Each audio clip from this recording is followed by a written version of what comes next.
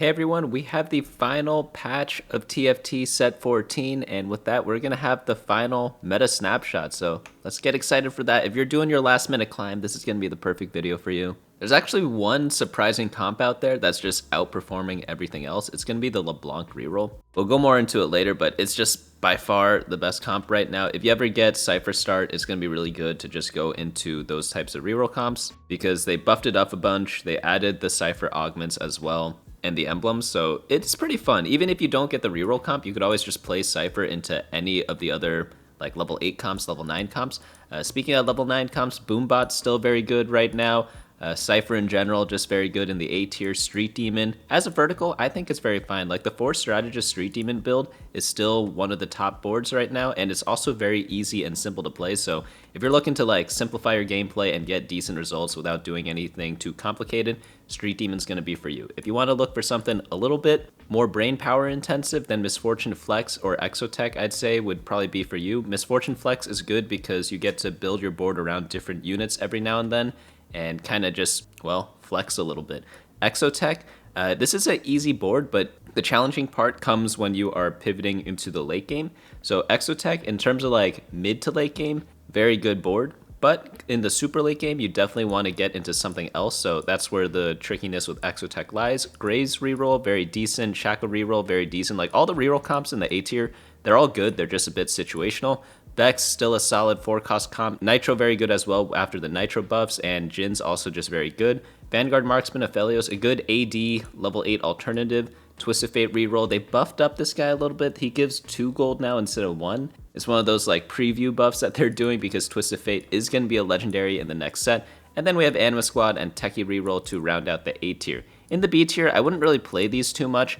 None of these comps are really that great in my opinion, but there are times to play them. If you get like tons of Veigars, for example, like yeah, sure, go for it, right? Like Strategist AMP, it's good if you get 5 AMPs, but it's kind of hard to do that. And then if you do get it, the payoff's not the same as getting 6 BoomBot, you know, like the legendary BoomBot, Urgot versus getting Samira. So when you compare the two, it's just a bit different. But let's go on into the tier list. So Leblanc Reroll, we're going to cover this comp first. It's pretty much just like a 7-unit build, and then you level up and add in whoever. It doesn't really matter who. It could be like Zeri to get rapid fire, and then you're also like 2 out of 3 Exotech. You could add in another one very easily. You could add in random legendary units. You could do like Veigar if you want Golden Ox, or like some Strategist if you want Strategist. Like, doesn't really matter. But pretty much you just want to reroll for Leblanc, Galio, and Draven. You could do it at either level 6 or level 7. And this is how strong this comp is right now. I'm going to go to teamfight.lol, hover over stats, go to champions, and then I'm going to sort by 3-star average placement, and then type in 2. You could also filter by cost over here, but I find just type in like 1, 2, 3, very easy. And yeah, Leblanc is just like 3.75 right now with a 54% 3-star rate. It's very good, probably one of the best comps in the game. And if you get it, you get it, because you get the Cypher cash out, and you also get to play decent units. Leblanc's items are a bit tricky though. They're a little weird. Like Shojin is definitely a must-have. Gunblade also a must-have, but then a lot of people right now, they're building Rageblade on Leblanc just to get her to cast a bunch. It's okay. I wouldn't say it's like the best item ever, but the third item is pretty flexible. Like essentially you want the Shojin, and then like you pretty much always want Gunblade. And then third item, it doesn't really matter too much what you build. You just need any third item on it. These are some examples here of what the data's saying. Gwynsu's, Void Stab, Jeweled Gauntlet, Blue Buff, Nashers, and Archangels. Obviously, if you don't have magic penetration, get a Void Staff, but if you build like Ionic Spark, then you don't really need Void Staff, right? So just fill out whatever you need, or just whatever item you have. Like third item, you never really are too picky about it.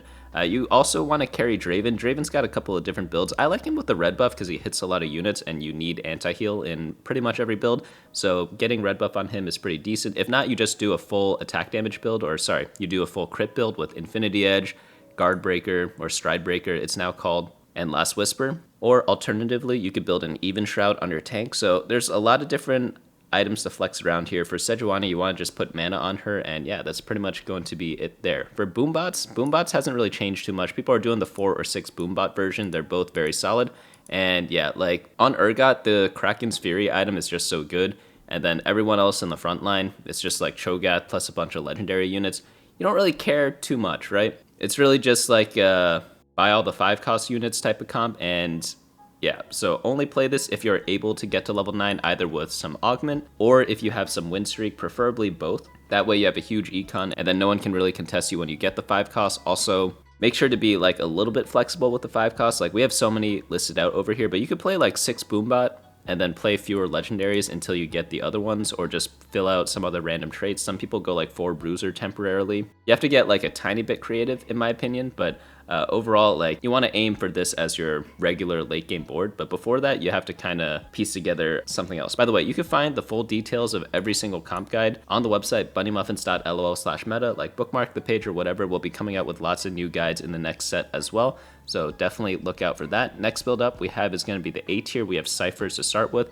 Cyphers, pretty much like they're up here because again, you do not have to play Cyphers, but when you do a cash out you could sometimes play them and sometimes not. But if you get a big Cypher cash out, pretty much what you want to do is play Boombots, play Street Demon, play Misfortune Flex, or Exotech. Pretty much any of the level 8 comps, like Vex is really good, Vanguard Marksman is really good, Anima Squad can be used too. So you just want to play any level 8 comp whenever you do a Cypher cash out. So keep that in mind. But of course, if you want to do Cypher Reroll, do the Reroll comp we looked at before, or something like this. Both setups kind of work. This one's more Draven focused, the other one is more Leblanc focused. Next build up we have is going to be Street Demon. So Street Demon, these are just going to be the typical strategist Street Demon board. Echo and Nico are both strategists and Street Demons, as we all know from long ago. So it's just natural that they go hand in hand. Ziggs is actually like a pretty good unit. I think he's underrated a bit, but obviously focus on Brand as your primary carry. If you get Samira, use her as secondary, but if not, Ziggs can be an okay secondary. He's not as good as Samira, but he's decent.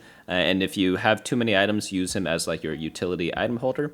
If you have a Sunfire Cape on Nico, you do not need the Morello on Ziggs. But this comp is still super duper duper powerful. The only thing I don't like about it is that Brand's items are pretty static. You want Shojin, Gauntlet, and Stridebreaker. The reason why is just because he likes critting, and Stridebreaker is just the best crit item to complement that with because it gives a critical strike chance because it's built out of a glove. But if you want a few more options, you could always go to the Explorer, type in Brand, put him as like a 2-star, look at his items, and then drop in the Shojin and then see what else kind of works there. Like obviously, as we talked about already, like it's mainly just Jeweled Gauntlet plus Striker's Flail, but some of the other items do work. They're just a bit less effective, as you could see from like the average placement based on how many total games they have. Like obviously total games I would say matters more than average placement. So a 3.97 at 6,000 games is definitely worth more than a 3.93 at 792 games, for example.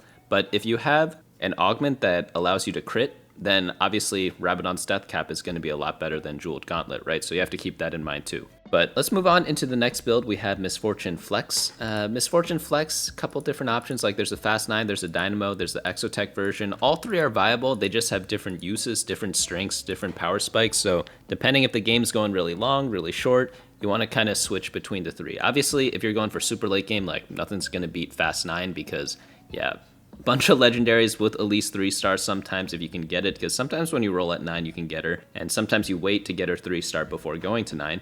But the Dynamo version or the Exotech version actually is going to be the best for like shorter games, or if you need something really good in the early game. This one doesn't really require that many legendaries, only Aurora, but she could be replaced easily with a different Dynamo such as Elise. And then you do something like a duo carry with Misfortune, Zeri, and then Sejuani as your main tank. In the Dynamo version, you mainly focus on Misfortune and Elise, so if you get a lot of mixed items like AD and AP, then this is going to be a good version to go for. And then obviously like Braum or Leona as tanks in the front line. If you do go for Elise 3, you could go for Braum 3, but it's kind of optional. So this is kind of like the more like mid to late game build. And then in the late game, like this board is going to do the best there. So that's one thing to keep in mind. Also, based on how many Dynamo you have to adjust your Misfortunes build. So if you have no Dynamo or fewer Dynamos, Shojin's going to be better. If you have 4 Dynamo, then I'd say skip the Shojin, just go like full DPS or full high damage crit Misfortune. It's going to be a lot more effective. And yeah, that's pretty much all there is to this build. Like obviously, if you're going for Fast 9, you need to be win streaking and stuff like that. But if not, go for like some of the cheaper builds, and then hopefully you preserve some HP and then get to level 9 the old-fashioned way, where you don't Fast 9, but you get it just because it's so late in the game. Next build up we have is Exotech. Like I love this build so much because I've been saying this all set. You don't have any Exotech legendaries, so pretty much you always hit the comp unless you're like 4-way contested or something like that. Even then you might still hit it, right? Because you could be the person who just hits. But with Zeri, you just need the Rage Blade and then one of the good Exotech items. Flux Capacitor, or what's the other one called, like Pulse Stabilizer or something like that, are going to be the go-tos. Third item, I prefer the Kraken Slayer, but it's not super mandatory. Like the third item doesn't matter as much. We could check in the Explorer over here. Oh look, we already have Zeri set up there. Just go to items, and yeah, like obviously Rageblade, you always build Rageblade, and then more often than not, you like try to get the Kraken's Fury, right? But like Flux Capacitor, Pulse Stabilizer, both very good stuff. Infinity Edge is okay, but if you have Pulse Stabilizer, you don't want Infinity Edge because they do the same thing. Gunblade's decent because it stacks well with the Rageblade. And then generic damage items such as like Giant Slayer, Deathblade definitely work as well, but you probably prefer the Kraken's Fury. For some secondary carries, like Jhin is a very obvious option. Varus can be used too. Varus is good with like Hollow Bow. I like him a lot with that. And then tank items, they go on the tanks, like Mordekaiser and Sejuani. So just mana items on Sejuani plus whatever Exotech tank item you have. Put a third tank item on her because with Exotech you want like a lot of items. Look at all the augment recommendations over here. We have like all item ones pretty much because Exotechs just get more bonuses when you have more items. So just get as many as you can and play this build in portals where you have more items, such as like Artifact Anvil or Component Anvil, things like that. Next build up we have is going to be the Golden Ox Reroll. Only play this if you get an early Graves because it's pretty useless without it. Graves in the early game is just going to stack so much for you, and you want to get him with like damage items so that he actually gets kills. Getting a 2-star Graves is kind of like the make or break for this. If you ever get an early champion duplicator and you have 2 copies of Graves, definitely use the lesser champion duplicator to get him to 2-star right away. Don't save it to get him to 3-star because getting him to 2-star will allow you to get the 3-star faster because you'll get more executes with him and ideally get more Golden Ox gold drops. And that's really what's going to be powering your comp. So in general for TFT, I'd say like playing for the now is super duper important. Playing for later generally is going to be much riskier, and the tricky part about TFT is knowing when to do both. But in general, like play it safe, especially with this comp, because if you win the early game, the late game becomes so much easier because you'll just have like a ton more gold and you'll be able to roll a lot more, get more damage and from the Golden Ox buff, and then just steamroll everyone afterwards. In the late game for this comp, you want to get 3-star Jarvan and then also Aphelios to do some carrying, and then you could go into 6 Golden Ox, but it's not really that necessary. The Divinicorp version works really well too with Ross, Senna, Vex, and Gragas, and they just so happen to fill out a lot of traits with each other, so this is a nice version to play as well. Items for Graves, it's just going to be the melee generic items of like BT, Starex, and Quicksilver. He uses a bunch of different stuff. Again, check out the Explorer tool if you want some Graves item recommendations, but what I said before is the most commonly built. But yeah, like you build whatever you can early game. Notice in the previous builds for the 4-cost units, we saw a lot more 3-item sets where like they pretty much never deviate. It'd be like 9,000, 8,000, 7,000 or something like that. But this time we have like 9,000, 9,000, and then it drops all the way down to 5,000. And that's because Bloodthirster is a very replaceable item. Hand of Justice pretty much does the same thing. You just need a healing item on him. And in the early game, you're just building whatever because you need to get kills as quickly as possible to get more gold. So if you have a Edge of Night or whatever, Titan's Resolve, you're building it, right? You're not like waiting till later. So just build whatever you can for Graves, drop it on him, and then you could always item remove it later and then put it on someone else.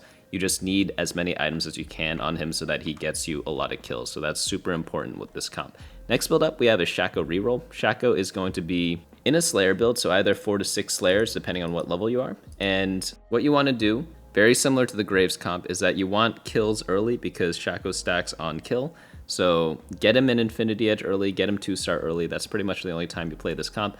I think I've said this a bunch this set already, but just as a reminder, or in case this is your first time watching my videos, you want to make sure that Shaco has Infinity Edge starting in stage 2. If not, I would kind of skip this comp unless you have like a really good artifact item for him. But yeah, pretty much just do 1-cost reroll. That means not pressing the level up button and then rolling most of your gold on stage 3-1. People generally do it down to 32 gold and then econ back up and then roll for 3-star Shaco when you get like 2 copies off of him, so 7 or more copies. Round out the comp with like Mundo as a possible tank. You could do Senna as a possible carry. Jarvan's also really good too. Like 3-star Jarvan works in so many different builds. So as long as he's not contested, definitely go for it. And then in the late game, just put in more Slayers and hopefully Shaco does some cleaning up. Next build up we have is Exotech Vex. 3 Exotech, 5 Exotech, they're both viable. The 3 Exotech version is going to be better in the super late game because you're playing more legendaries, but it really depends on what your Exotech item is. If you have Hollow Bow at 3 Exotech, then you definitely want to go for the 3 Exotech version because I don't think the tank Exotech item matters that much. But if you have a tank item, you need like many more backline items, so that could be a little tricky. That's why sometimes you stay at 5 Exotech. Varus can't really use too many items. He uses Hyper Fang or Hollow Bow. The other ones are kind of whatever on him. But we haven't even talked about the main star of this build yet. That's going to be Vex. Just blue buff plus anything can be great on Vex. Rabadon's Guardbreaker, Hextech Gunblade, all 3 of those items are beautiful on her. And yeah, she's just going to be doing a lot of carrying, you know? Like, I like putting her in the middle because she does like a little AoE circle, so that's why I kind of put her on the middle near the Varus. Also, you get the benefit of the Void Staff hitting the same units, so you know how sometimes I put one carry on the left, one carry on the right? For this build, I put Vex towards the middle and kind of keep them near each other just so they hit the same target. So a couple of different approaches there for positioning. Positioning is going to be changing a lot next set though, so if you have not heard about the new roles on set 15, definitely check out my preview video that I did. It should be up on the main channel. But let's go into the Nitro Jihn reroll. So Jhin is going to be pretty decent in Nitro because Nitro did get buffed. They were buffing Nitro over and over and over, and then they buffed it too much one time, and then they nerfed it, and then they slowly buffed it over again. I think it's in the strong spot right now. Like, Jhin is actually pretty solid to complement the Nitros, but like all the Nitros, they work really well on their own. You could also do like Misfortune or Zeri carry, as you see here. It really just depends on what you're getting, but obviously like Jin's gonna be the best because you re-roll for the Nitros and then you get Jhin during that time, hopefully. But if you don't, there are some fallbacks. It's just a little bit risky. But yeah, when you get the 4-star Nitros, they buff up the little T-Hex and then you get a lot more power. If you do get the Nitro augments though, it makes this comp a lot better. I personally wouldn't really play this unless I start the game with like Nidalee 2-star, Kindred 2-star, or unless I get one of the Nitro augments. But getting the early game, like the Nidalee is just so good for stage 2 and early parts of stage 3 that oftentimes she just really hard carries you, and then like you don't even have to play this comp. You could always pivot off into something else if you don't roll, just because you win streaked, and then you could possibly do like the fast 9 builds that we talked about before. Like yeah, Nidalee is just like an absolute monster in the early game this set. But of course, it is part of the whole Nitro package, so ideally you swap the items over onto Shyvana, play Naafiri. Sometimes Naafiri can carry a bit too, just put like a Thieves Gloves on her, and then like yeah, Jhin, Shojin, IE, plus the Exotech item, whatever you get, and you're gonna be good to go there. Elise also a very good pick as a 3-star. Like Elise 3-star actually cleans through a lot of people, but it's a little hard to get Elise 3 in this build because you spend so much gold rolling for all the 2-cost units and 1-cost that you often don't have enough gold to kind of get her, or other people are getting her, because you saw Elise in a bunch of different builds like the Misfortune build from before. So a little bit unlucky there, but yeah, as long as you get her 2-star, you get some Nitro stacks, and then you get your doggy to just zap through everything. Next one up we have is Aphelios Vanguard Marksman, just a standard level 8 comp. This one's attack damage focused. People are doing 6 Vanguard now, but 4 Marksman, 4 Vanguard still works also. Level 9 version also here too, but pretty much you play this when you are attack damage and you can't get any of the better attack damage comps. So nothing against this, but it's just not as powerful as the other ones, but still very viable if you want to play it. So obviously, if we look at the summary of all the comps at the start, like there's only going to be so many players per game. Like you can only do like one person doing Leblanc Reroll. Maybe 2 people can do Boombots, but most likely it's just going to be 1, 1.5. Same for like Street Demon and Misfortune Flex. Exotech, probably just going to be 1 or 2. Graves Reroll can only be 1. Shaco can only be 1. Vex, probably only 1. Nitro, only 1. And then Vanguard Marksman, also probably only going to be 1 player there. So you're not really going to be contested with this, so you are able to hit a lot of the units, which is obviously a huge plus. So that's kind of what I like about TFT. It kind of auto balances itself out. If you play like a bit of a worse comp, you're going to theoretically have an easier time getting all the units for it. I know it's not always the case, right? Because like what shows up in your shop isn't necessarily indicative of what the percentages of it showing up were supposed to be. But on average, it's easier to play uncontested comps because you hit the comp much easier. You get all the 2-stars, and 2-stars are better than 1-stars, even if the traits are better, right? But obviously, you start losing out once they hit. So if they get super lucky, like you won't beat them, right? But that's okay because you don't need to win every TFT game. Getting top 4 is perfectly fine for gaining rating. But what I'm trying to say is this build is viable. You just don't aim for it from the start. It's like your safety school, so to speak. But for items, it's pretty simple. All the crit items go on Xayah. All the attack speed items go on Aphelios. That's pretty much just like I don't know. Rageblade and Kraken's Fury are always going to be paired together in like certain characters, and then Infinity Edge and Striker's Fury are going to be paired together very often too. So it's like if you build one, you have to build the other, because that's just how most champions kind of scale. I hope they kind of change that in the future. I don't know. Mortdog teased that set 16 will fundamentally change how we play TFT. I wonder what that means, because I don't know. I feel like set 15 is going to change a lot because of the champion roles, but I don't want to say I'm looking forward to set 16 already because set 15 isn't even out yet. But I'm just wondering what they're cooking up because, like, yeah, they got my curiosity piqued or whatever. Let's go into the next build, which is going to be Syndicate Reroll with Twisted Fate and Darius. There's like the version focused more on Twisted Fate, and then the ones where you have more econ where you get Twisted Fate and Draven to work together. Obviously, like, more is better than less, so with Draven is going to be really good, but pretty much with Twisted Fate, the build's pretty static. It's just Rageblade, Gunblade, and then any third item. It's most often going to be the Archangel Staff, so if we go to items here, like, yeah, you see these 3 items just set up like that already. Towards the end of the set, most builds get a little bit static because people are just forcing builds, and there's nothing wrong with forcing a build from the early game. That's how, like, most players play, even, like, the very good ones. Like, obviously, there's some pivoting here and there, but the whole tricky part about TFT is knowing when to commit and how to commit to each comp. But pretty much that's why you're seeing, like, in the Explorer, items are just like everyone's going for the same ones, right? Because the game kind of gets more perfected over time as the set goes on. So that's why it's kind of less discussions around that. But obviously, like, other items still work. Like, you probably could get away with a double Rageblade Twist of Fate, but probably the Archangels is a bit better. But you pretty much always want the Hextech Gunblade with the Rageblade. Third item, again, it could be a bunch of other stuff. But for Draven, he's a bit more flexible. He just needs the Infinity Edge. Then I'd say the other 2 items don't really matter too much. You could go full crit and do, like, Striker's Fury and Last Whisper, or you could do a more utility focused build like I have here with the red buff and the Spear of Shojin and just apply red buff to everyone. For the tank items, just generic tank items on Darius. Braum also works. The one thing I'd say to not do in this build, though, is itemize Misfortune, because without the Syndicate buff, I don't think she's that great. And you're already putting Syndicate buff on Twisted Fate, and then you kind of need to put one on a tank. They're going to be holding 3 items, so it's so much value to put it on them. So when that happens, you don't have room to put anything on Misfortune, so that's why I kind of keep it this way. Next build up we have is going to be Anima Squad.